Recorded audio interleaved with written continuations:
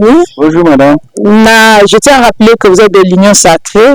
Alors la question sur la révision, les changements à la Constitution, ça fait toujours débat.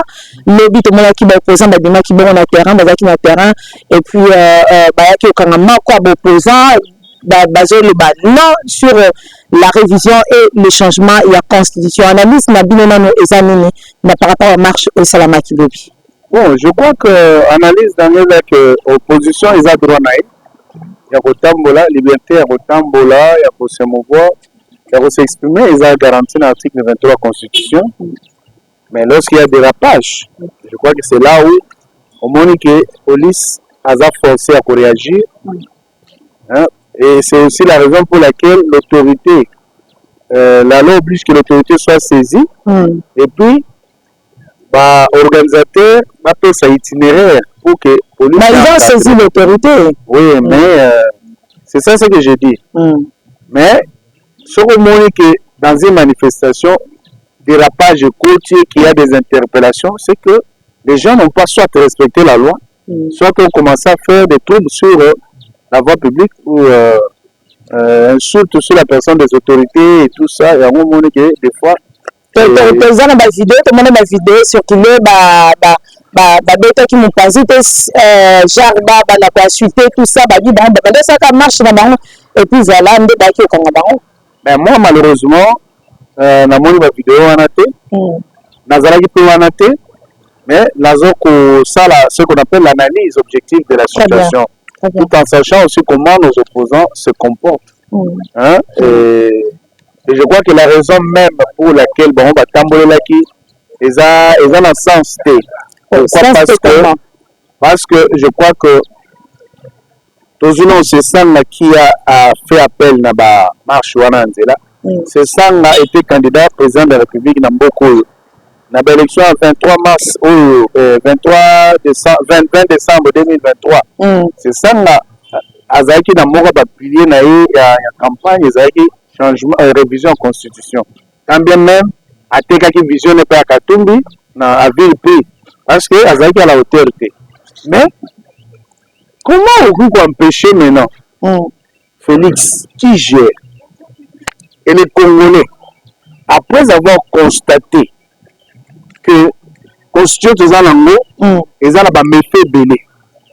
Et ça, il y a un paya. Ils ont voté qui est en haut, ils ont des députés non élus. Parlement Oyo et voter qui Mobeko et les parlement illégitime. Vous comprenez? On faisait beaucoup de Zaki mandataire en Belgique pour recruter le rédacteur de la Constitution. Elle dit clairement que le gouvernement belge peut cette mission. Tout ainsi que en 2003, les SIAT, qui est la conférence internationale pour l'accompagnement de la transition au Congo, ils ont dirigé l'ambassadeur de l'Union européenne. On dit qu'ils à la base de la c'est-à-dire que non seulement tenir compte de vécu quotidien na biso, tenir compte de l'aspiration na biso, et la volonté des Congolais na option de vivre. Mais maintenant que tu constates que ma baisse a moins élevé, peut-être sur le plan sécuritaire, totali modèle nini baza kopier ba ressources na biso totali modèle nini baza kokata balkaniser mboka c'est consacré aux articles 3 et 4 ya mboka na biso totali que à cause de l'emera ba pesa partie est na mboka ya biso na ba nani ezali inclus na kati ya constitution wana vous comprenez maman estime et ko tala ba corps oyo Kabila signé avec le CNDP en 2009 il est placé dans est ya mboka na biso. Et tout ça, c'est inclus dedans. Le Taliban a encore un second mandat parce que les gens ont fait un mandat de l'Inde s'est éternisé au pouvoir. C'est une très bonne question à poser. Le Taliban a fait un mandat, parce que déjà Félix a fait un mandat. Mais c'est un mandat, constitution aussi. Constitution a lobby, le mandat du chef de l'État est l'article 70. Une fois. Il a eu de 5 ans, une fois renouvelable. Félix est venu la 6e année. C'est-à-dire que premier mandat, première année. Il y a deuxième mandat, il y a second mandat. Kabila, parce que Kabila, pour voir déjà fin 2015, début 2016, il fallait que c'est là. Vous comprenez? Très bien. Les temps et les circonstances ne s'équivalent pas. Félix a sali 6 ans à tirer le toucher la Constitution. Mais total, Mobutu a sali a révisé la Constitution en 1967 16 fois. Vous avez Kabila a révisé décret constitutionnel il y a 3 mars, il y a 20 mai 1997, a révisé en 4 fois. Vous avez Kabila a révisé la Constitution en 2 fois. Mais bon, non, on regarde les méfaits de constater dans beaucoup de choses, nous avons traversé, nous avons bakonzi en place commission ndenge moko ala kaina kesanga pour analyser l'indépendance de correction madame premier ministre de la saluer non avant moto ko beta libanda problème non moto nous ça ko besa na que ezaki article 5 et le 6 ça peut arriver mais ce qu'il a dit est dans le sens parce que du moment où le chef de l'État n'a pas encore pris ordonnance wana yako ça l'analyse il y a mettre en place commission pour ça la sorte pour se pencher dans la révision de la Constitution. Mais vous n'avez pas le droit d'empêcher les Congolais de réfléchir. À supposer que les chefs de l'État, comme ceux du pouvoir, empêcher les autres Congolais parce que les autres oppositions vont réfléchir. Qu'est-ce que les gens vont dire? Qu'est-ce qu'ils donnent aux Bolivia,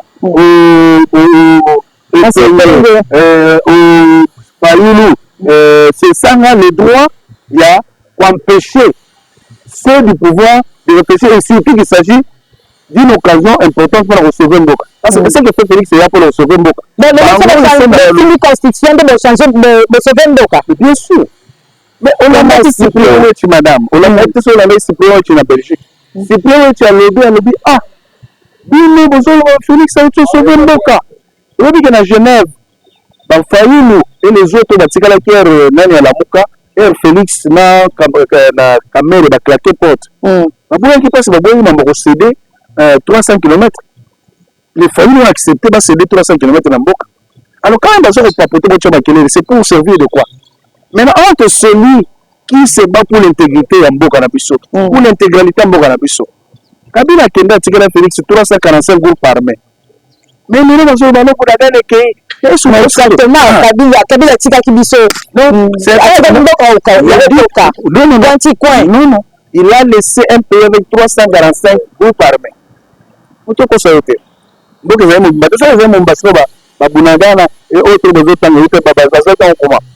c'est un mensonge. Mais les gens sont régimés, sous l'état de siège. Sous régime de la Kabila. Non. Madame, l'état de siège est sauvé Mboka na Mambwebele. L'état de siège va lever l'état de siège des seigneurs de guerre, ministre. Tout un état député, tout un état sénateur, ministre, groupe armé. Cela dit au Parlement, sortir des ministres et des ministres. Yolanda, l'autre député Hutu, qui va s'affronter dans le Parlement, ils vont s'aiguiser mutuellement et ils Rwandais. Et ce théâtre est à sanité dans mon pays, dans le Parlement, et vous savez ce genre de choses. C'est pour vous dire tout simplement que version, c'est ça, il le fait dans le sens, il y a mais ils sont manipulés. Ce sont les gens manipulés, évidemment. Mais vous avez des preuves. Aujourd'hui, pour venir, lorsque Kagame a déclaré qu'on a eu soutenir, alors que Kagame s'attaque au pays, pour venir lui. Si vous voulez soutenir le Konzambo Kananga, vous voulez soutenir à propos un sanguinaire roi de Boudisabissé. Dis-moi. C'est la zone à l'euro. Bien sûr. Bien sûr, la zone à l'euro. Mais non, maître,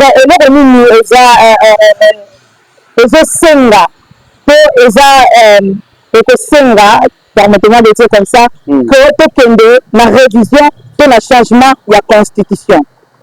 Il y a il faut maintenant voir nécessaire en fonction de Makambo, na auto-constater na mboka. Mais moi, je conseillerais pour le changement. Si on me demande à ce qui me concerne, on a il faut changement parce que la Constitution, ils ont ma béni et puis, et ça le m'a quitté na la réalité à Congo. Parce que la réalité, elle a pas voilà. Très bien. Merci beaucoup. C'est que la population congolaise peut attendre l'application, la mise en application de la réforme ou la recommandation il y a assise au Rwanda parce que nous attendons beaucoup de la justice. Vous comprenez? Très bien. La justice c'est une discipline surtout autour duquel gravitent toutes les autres disciplines de savoir. C'est-à-dire que droit et que nous avons légiféré dans le domaine de l'union. Moi, que nous avons 6 heures, nous avons pasteur Bazali, nous avons médecin Bazali, magistrat Bazali, c'est-à-dire il n'y avait pas que bateau ou la justice. Donc c'est pour vous dire que on a besoin de se dérouler dans la commune désespérée. C'est là qu'on a l'envie de balancer, non, au monde, maman estime, Congolais a un peuple moro, a un mystique. Congolais ne m'a pas sur Azat. C'est la remarque. Les Congolais ne savent pas congratuler pour féliciter Mouté, Aza au Salabola. On est une Félix Azo Salabola. Et parce que les gens ont des réformes. C'est un peu la bonne chose. Nous avons des lois qui sont aujourd'hui obsolètes. La personne d'Akissa, dans le domaine de la cybercriminalité. Aujourd'hui, c'est une réalité. Hein? Avec l'évolution technologique, nous avons WhatsApp, Facebook et tout ça. Et ici, il y a des légiférés dans le secteur rwandais. Nous n'avons pas de loi adaptée à cela. Mais sur d'autres choses, ça se fait. Et c'est une même des raisons pour lesquelles il faut changer la constitution aussi. Mais ce que c'est la loi, déjà dans toujours ça, les langues, toujours respecter. Non, ce n'est pas que toujours ça, les langues. C'est-à-dire, anti-valeur, des choses de la corruption,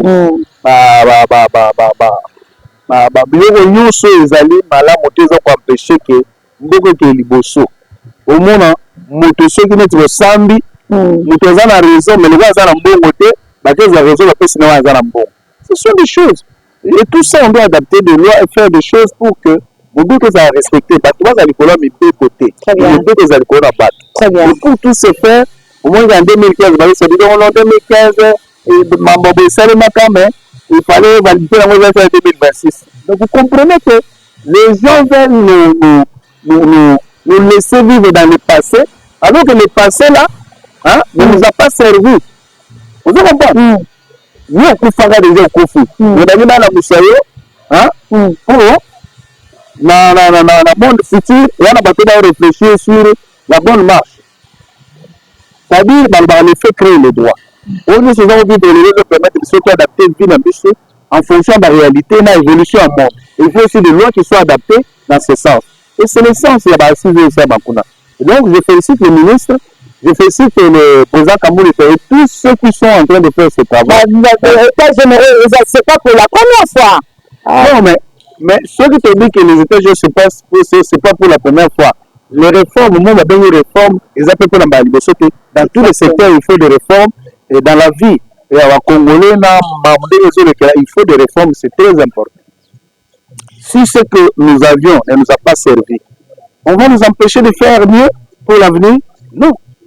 Si on a des méthodes de la classe, ils ont des méthodes de il faut maintenant des méthodes, nouvelles méthodes, ils ont adapté à la réalité.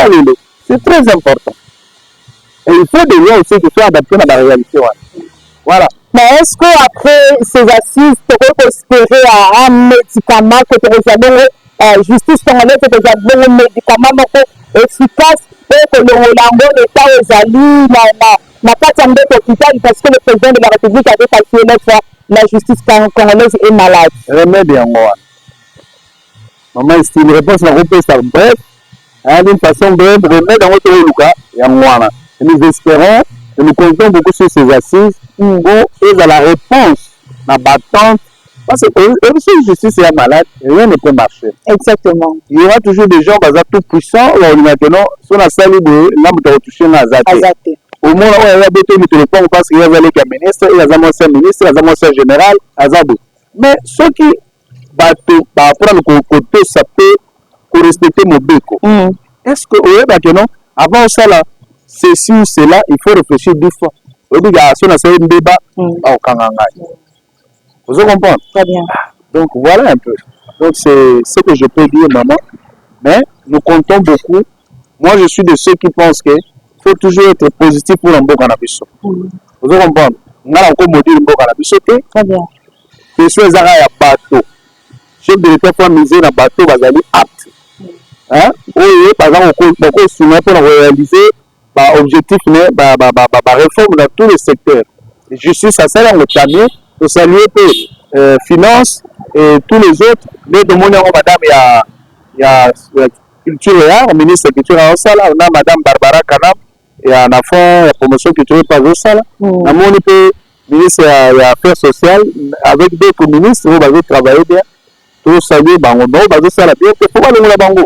Mais maintenant, comme beaucoup de Liboso, avec le régime actuel, voilà que je suis déjà président de la République Tshisekedi. Est-ce qu'il faut, le président a changé système pour changer l'animateur? C'est une très bonne question.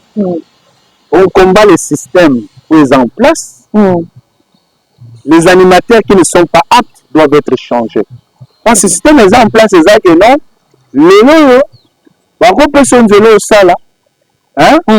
Mais avant ça, là, ils sont obligés de bailler, par exemple, bailler dans un partenariat public-privé. On est obligé qu'avant, pour jouer ça, il faut passer d'abord 10 millions. C'est-à-dire que passer 10 millions, moyen, vous allez ça, vous allez les bloquer. C'est ça le système qu'il faut combattre. Le chef de l'État combat les antivaleurs. Beaucoup de ministres, beaucoup des autorités, vous savez, on va éliminer. Ceux qui ont un projet pour ça, les maillots sont obligés de faire un peu de bon.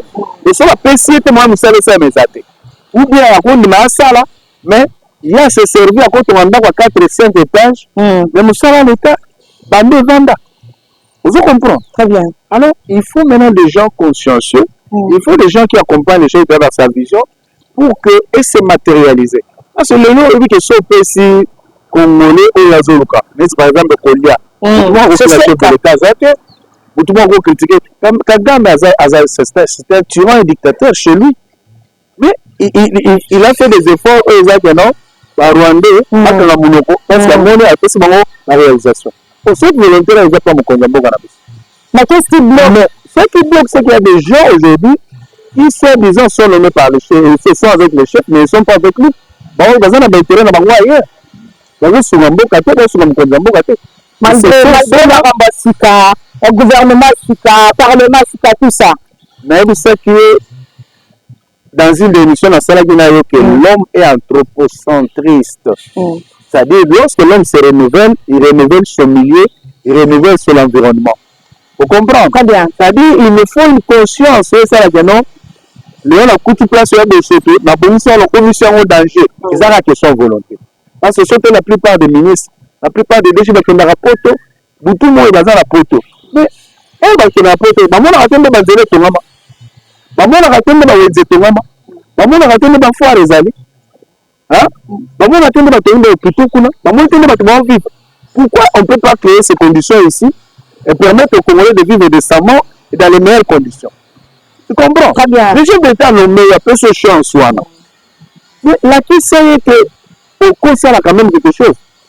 Les gens aujourd'hui Moutamba. Mais Moutamba est venu, c'est un enfant. Mais ailleurs, il y a un projet, il y a un ministre qui a changé ça. C'est ce qu'il est en train de faire. Mais dis-moi, beaucoup de ministres, vous voyez, ils ont côté de la Bimera. Et l'autre côté, ils vont vendre un bon à l'État, mais tout, rien. Voilà. Merci beaucoup, Maître Libeni. On regarde la bonne caméra. Malobasu qui est cause à la mini. Malobasu qui est à la mini. Qui est accompagné de Konzamboka. Opposition de Salam Salabino, c'est très bien. Mais ce qui est mauvais, Ali, Botika pour jouer G à Bapaya. Hein? Botika pour nous déstabiliser Mboka Nabino. Ma frère Dion Lelo a commis à Rwanda, membre M23. Oh, frère Dion, mon père Moboye, Azalaga, opposant à Mobutu. Alors, comme opposant à Mouyamuse Kabila. Opposant à Joseph Kabila. Lelo a commis opposant à Félix. Car Félix a blessé dans Bolo, il était mourant. Hein? À l'aise, mais Lelo, je ne sais pas ce qu'il cherche. c'est-à-dire aza condamné à vivre na malédiction vine mobimba mpona kosatage na mboka. Voilà, merci.